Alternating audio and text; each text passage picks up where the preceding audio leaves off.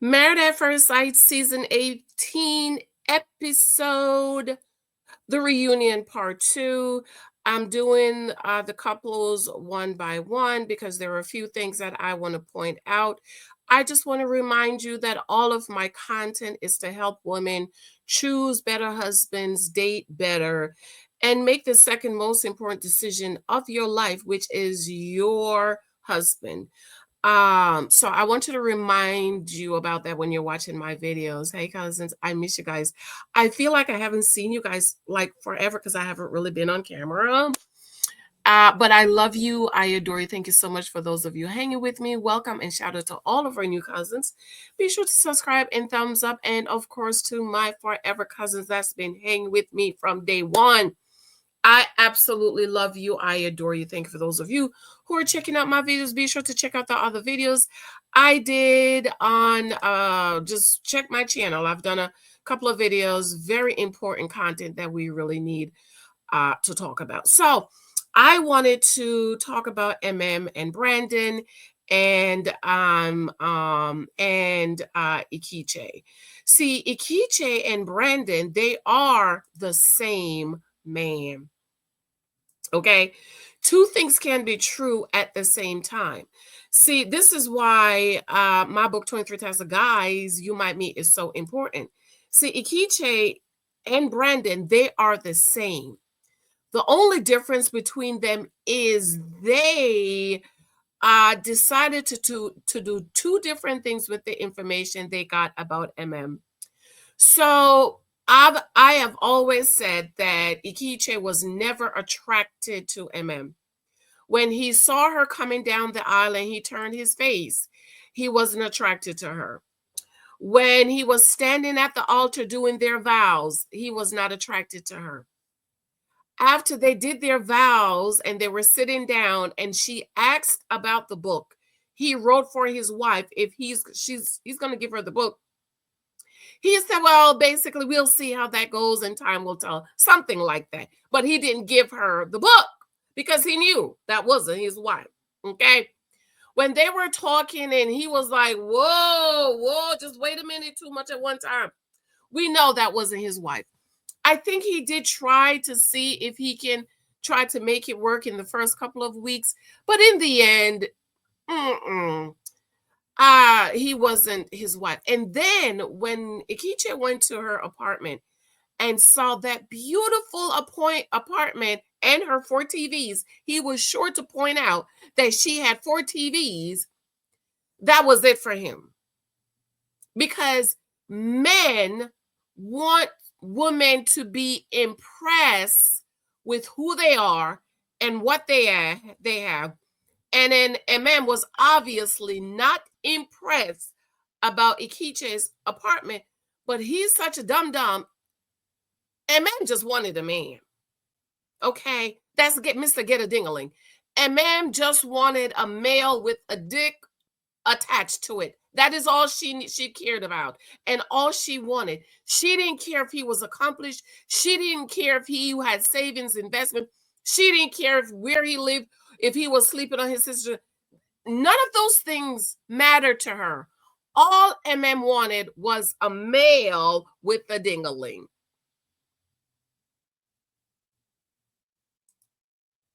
That's it.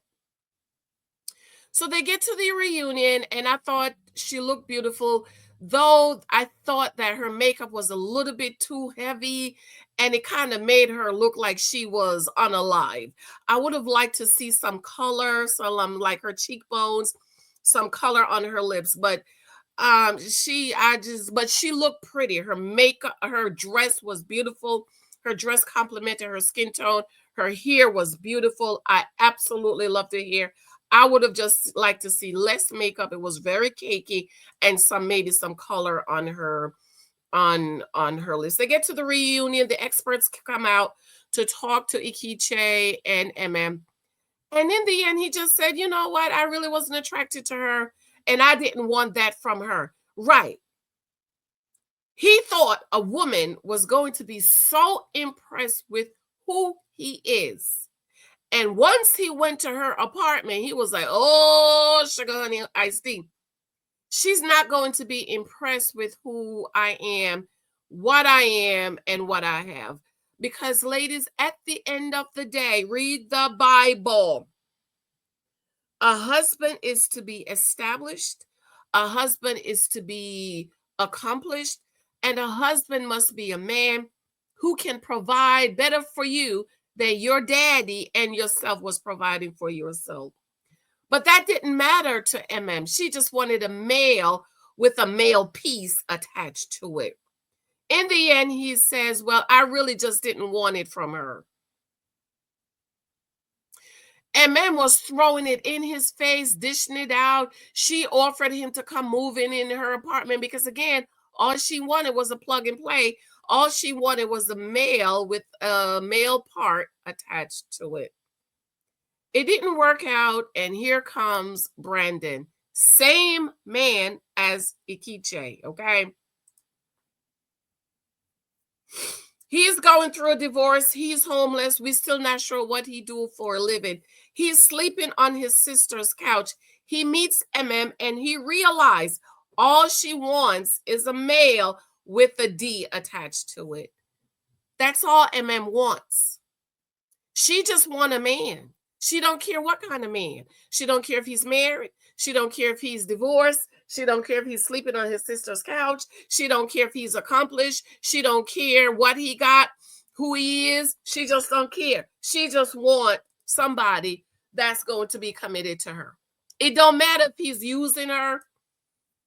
It don't matter if he's going to use her as a come up. It doesn't matter if he's not accomplished. It doesn't matter if he's going through a divorce. It doesn't matter if he's married. It doesn't matter if he's sleeping on his sister's couch. All MM wants is a male with a D attached to it. And Brandon meets her. Talk about we've known each other for 25 years. No, you knew each other, boo-boo. You was not involved in knowing talking to each other for 5 years. And he realized, oh, sugar honey iced tea. Oh, sugar, she just want a male with the piece. Oh, I could do that. I could do that. And he moved in, and there's the video of him cleaning up her apartment. I'm going to do the video another day. And he's giving the D. He gets in front of the experts, and he embarrasses her. But she is so desperate and needy. And she just need a ghetto ding-a-ling so bad that no matter what he says, with all, where is my red flag pillow? Hold on. Red flags hitting her in her face, knocking her in her face, punching her in my mouth. She don't care. She do not care. Brandon comes out. Ikiche gets up and leave. I don't wrong him. And Brandon, he like, all I knew is I want to bet, man. All I knew is I want to bet, like we know who you are, sir. And the experts are looking at him like he crazy. Talk about he bet that she's not going to be man. He's not going to be man enough to shake my hand or be out here. Sir, who are you? Then he tells the experts, we had a wonderful night. We were, and everybody was just shocked. Because grown, mature adults don't get on public national TV and embarrass somebody you claim you love. Then she tells us that she lost the baby. My heart goes out to her. But man, maybe that's just the Lord. Maybe that's a blessing in disguise.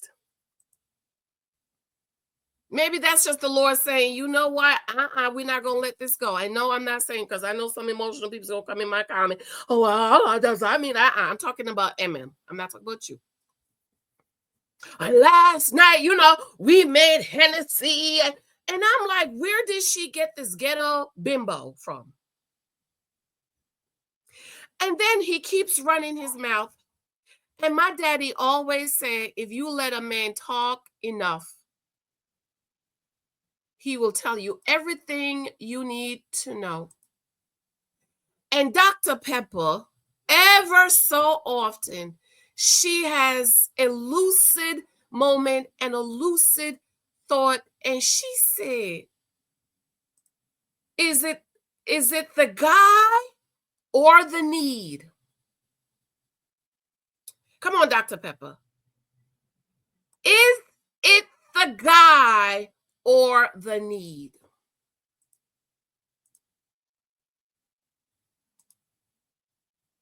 And she said, it's so quick. Because technically he's still married and she's not divorced yet. They're both still married.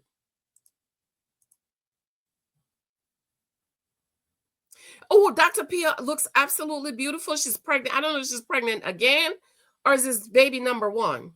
Because she says it's a miracle baby. She wasn't expecting it or something like that. She wasn't expecting it's a miracle baby. So I guess this is baby number one. I don't know. Or baby number two. I don't know.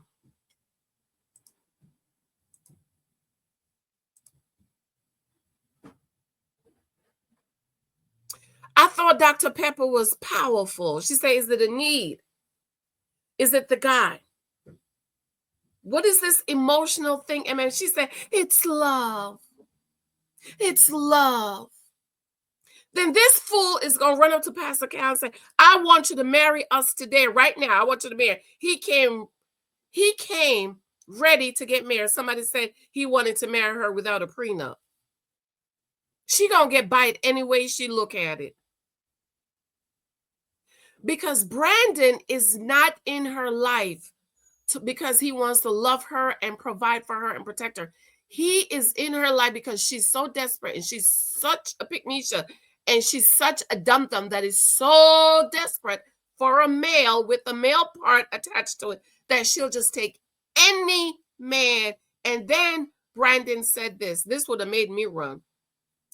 She's my Olivia Pope. She gets me in the room because she's in the room. And the experts are looking at him and looking at her like, and ma'am, you do know who Olivia Pope was, right? Olivia Pope was a fixer. She fixed the president and the president cabinet and all those rich people's problem. You come to Olivia Pope with a problem and she will fix it. But she's so dumb that she's not seeing that he notice he doesn't see her as this fragile crown on his, no, Olivia Pope, a fixer. That's who she is to you, Emem. He is to you. Because you could fix his life. You could fix his homelessness. You could fix his money problem. You could fix him sleeping in a bed. I saw a picture of him and the kids, but the kids love her. Oh, he did say the kids love her. Of course, I love her too because her apartment. Who wouldn't love Emem and her beautiful 3-4 floors apartment? But Emem is so desperate. Thank God for Pastor Cal, even though I think he's going to go ahead and marry them because the people are saying they are married. He said, whoa. I need to talk to you. I need to talk to you. I can give you my word that we're going to talk. But, you know, I'm not saying I'm going to marry, but I'm going to give you my word that we're going to talk. But see, Pastor Cal is a Dusty anyways. And Pastor Cal looked out for Dusties, you know, like he was trying to look out for Gil. And all the Dusties that's been on this show, he tried to hook him up with well-accomplished women. And then when the woman decide, I don't want him, then he go, I love and love this and love. No. The man is supposed to be able to play his role in a marriage. And if he's not able to play his role, he is no good.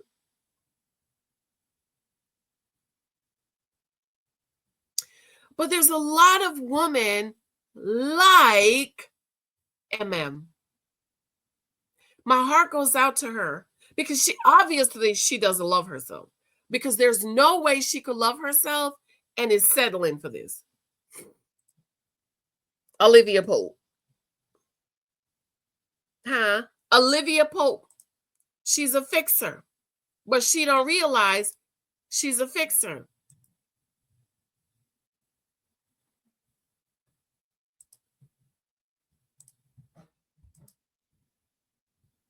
She doesn't realize it. So Dr. Pepper says, is it the guy or the need? Always worry like that What were the emotional motivations? Thank you. What are the emotional motivations for this? She needs a male, M-A-L-E, with a ding-a-ling, and he's looking for a home and a woman that will take care of him. Because all she wants is a plug and play. All she wants is a male that's gonna be there and make Hennessy all night, make all night. That's all she wants. She's okay with being the man. And women like this always get hurt, always get used, always get left, and always pay men alimony. And then she's rushing to have a baby with him. Huh? Rushing to have just got out of one marriage, jump into one with a married man, and rushing to get pregnant. Why? Because she doesn't love herself. She hates herself. She despises herself. Because if Emem loved herself, she would not be doing this. And my heart goes out to her because there are a lot of women like Emem who do not love themselves. And it is sad. It is sad. He says she's my Olivia Pope. She gets me in the room because she's in the room.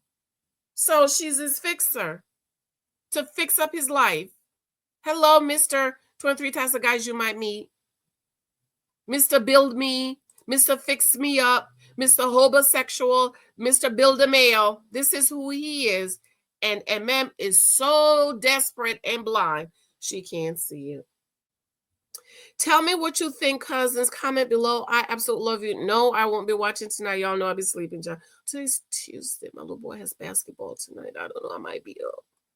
Love you. Let me know what you think about this. I absolutely adore you. Thank you so much. Mwah. Talk to you later. Bye.